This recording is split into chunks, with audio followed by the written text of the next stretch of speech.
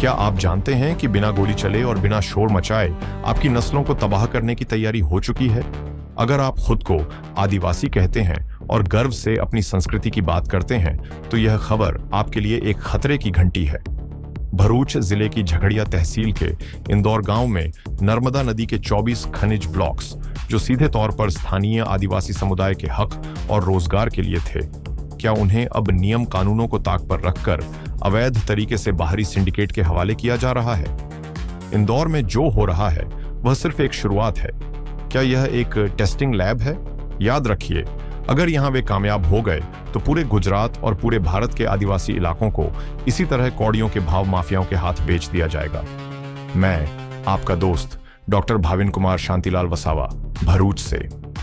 साथियों, अब उस कानूनी साजिश को समझिए जिसे प्रशासन आपसे छिपा रहा है।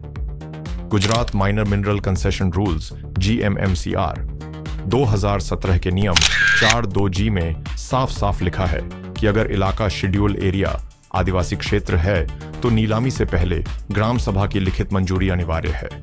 ये कोई छोटी मोटी बात नहीं, ये भारत के संविधान का सीधा आदेश है। लेकिन इंदौर में क्या हुआ? अधिकारियों और सिंडिकेट ने मिलकर कानून की धज्जियां उड़ा दी। पूरे गांव की ग्राम सभा को अंधेरे में रखा गया।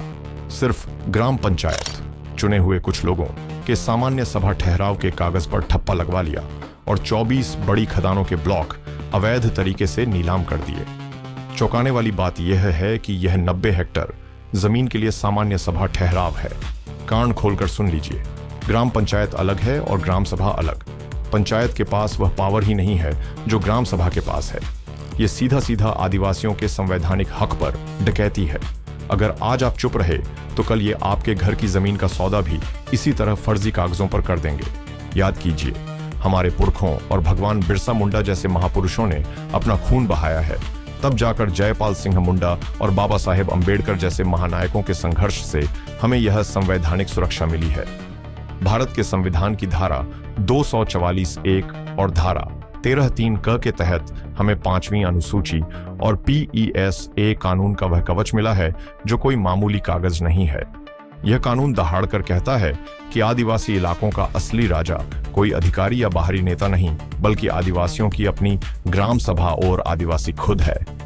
संविधान की मर्यादा यह है कि हमारी जमीन की कोख से अगर एक कंकड़ भी उठाना हो तो उसके लिए ग्राम सभा की पूर्व अनुमति और संप्रभुता अनिवार्य है।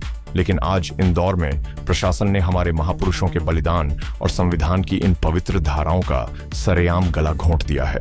क्या हम अपने पुरखों की इस विरासत को भूमाफियाओं के हाथों नीलाम होने देंगे? लेकिन इंदौर में प्रशासन और सिंडिकेट ने मिलकर जो संवैधानिक डकैती डाली है वह किसी बाहरी माफिया के इशारे पर की गई साजिश लगती है। ग्राम सभा को पूछा तक नहीं गया, बस बंद कमरों में कागज काले किए गए और नर्मदा नदी का सीना चीरने के लिए उसे नीलाम कर दिया गया। अगर आज इंदौर में ग्राम सभा को कुचला गया तो कल आपके गांव की बारी होगी। यह आपको अपनी ही जमीन से बेदखल करने की गहरी साजिश है। अब इस पूरी साजिश का सबसे तीखा और कड़वा सच सुनिए। आज पूरे इलाके में यह चर्चा आग की तरह फैली है कि इस नीलामी में नाम तो हमारे ही कुछ सीधे साधे आदिवासी भाइयों के इस्तेमाल किए गए हैं। लेकिन जरा ठंडे दिमाग से सोचिए और सवाल पूछिए, क्या एक आम आदिवासी के पास रातों रात इतना पैसा आ गया कि वह करोड़ों की मशीनें खरीद सके? क्या उसकी आर्थिक क्षमता इतनी है कि वह करोड़ों की बोली लगा सके? शायद बिल्कुल नहीं। हैरानी की बात तो यह है कि ये लोग सिर्फ एक नहीं बल्कि एक साथ कई कई खदानों के लिए करोड़ों की बोलियां लगा रहे हैं और 4 से 5 खदानें एक साथ जीत भी रहे हैं। आखिर इनके पीछे वो अदृश्य हाथ किसका है जो इनके नाम पर करोड़ों का निवेश कर रहा है? साफ जाहिर है कि हमारे भाइयों को सिर्फ मोहरा बनाया जा रहा है ताकि सामने आदिवासी का चेहरा रहे और पीछे बैठकर असली मलाई वो बाहरी सिंडिकेट और माफिया खा सकें। यह हमारे समाज को ढाल बनाकर लूटने की सबसे गंदी साजिश है।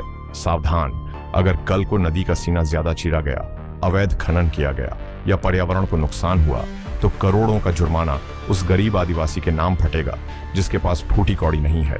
असली गुनहगार करोड़ों कमाकर भाग जाएंगे और हमारा समाज कानूनी मुकदमों की दलदल में फंसकर खत्म हो जाएगा। सदियों से हमारी मां नर्मदा ने आदिवासियों को पाला है। मछली पकड़ना हो या किनारे की छोटी खेती, ये हमारी रोजी रोटी थी। लेकिन अब भारी मशीनों के साथ जब यह सिंडिकेट आएगा तो हमारे युवाओं के हाथ में क्या बचेगा? सिर्फ धूल, बीमारी और बर्बादी। यह हमारी आने वाली पीढ़ियों को मजदूर बनाने और उन्हें जड़ से खत्म करने की साजिश है। लेकिन सबसे बड़ा और शर्मनाक सवाल तो हमारे अपने समाज के नेताओं पर उठता है।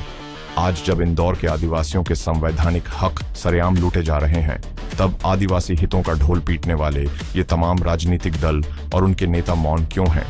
चाहे वो सत्ता पक्ष के हों या विपक्ष के, सरपंच, तालुका प्रमुख, जिला प्रमुख और सभी स्तरों के सदस्यों से लेकर विधायक और सांसद तक, आज हर किसी को आवाज उठानी चाहिए। आखिर सबकी जुबान पर ताला क्यों लगा है? जो नेता चुनाव के समय आदिवासी अस्मिता की कस्में खाते हैं, आज वही जब संविधान की 5वीं अनुसूची और पीसा एक्ट की धज्जियां उड़ते देख रहे हैं तो चुप्पी साधे क्यों बैठे हैं? यही हाल हमारे उन बड्ढे आदिवासी संगठनों का भी है जो खुद को समाज का हितैषी बताते हैं। क्या आपकी चुप्पी का मतलब यह समझा जाए कि आपकी सहमति भी इस सिंडिकेट के साथ है? याद रखिए, अगर आप समाज के हक के लिए आज खड़े नहीं हो सकते तो आपको खुद को आदिवासी नेता या संगठन कहने का कोई नैतिक अधिकार नहीं है। समाज देख रहा है कि कौन गद्दारी कर रहा है और कौन मौन रहकर माफियाओं का साथ दे रहा है। आदिवासी भाइयों, अब जागने का वक्त है। हमें एकजुट होकर आवाज उठानी होगी। हमारी मांगें स्पष्ट हैं। इंदौर की इस अवैध नीलामी को तुरंत रद्द किया जाए। वॉइड एब इनिशियो। संविधान की धारा 244 एक और PESA एक्ट का सम्मान हो। ग्राम सभा की सहमति के बिना एक मुट्ठी रेत भी न हटे। इस पूरे प्रकरण की उच्च स्तरीय जांच हो और दोषी अधिकारियों व सिंडिकेट पर कड़ी कार्यवाही की जाए। आप क्या कर सकते हैं? सोशल मीडिया पर शोर मचाएं, इस पोस्ट को हर ग्रुप में शेयर करें, ग्राम सभा को जगाएं, अपने गांव की ग्राम सभा में इस मुद्दे पर चर्चा करें और प्रस्ताव पारित करें। कानूनी लड़ाई। इस धोखाधड़ी के खिलाफ कलेक्टर, खान खनिज कमिश्नर, खान मंत्री, विधायक, सांसद, मुख्यमंत्री, राज्यपाल और राष्ट्रपति को पत्र लिखें। अगर आज हम चुप रहे तो इतिहास हमें कभी माफ नहीं करेगा। अपने परिवार, अपने बच्चों और अपनी मिट्टी के लिए आवाज उठाओ। यह लड़ाई सिर्फ इन 24 खदानों की नहीं, हमारे अस्तित्व की है। इस संदेश को जंगल की आग की तरह फैला दो। हर उस मोबाइल तक पहुंचाओ जहां एक आदिवासी धड़कन बसती है। मैं आपका दोस्त डॉक्टर भाविन कुमार शांतिलाल वसावा, भरूच से।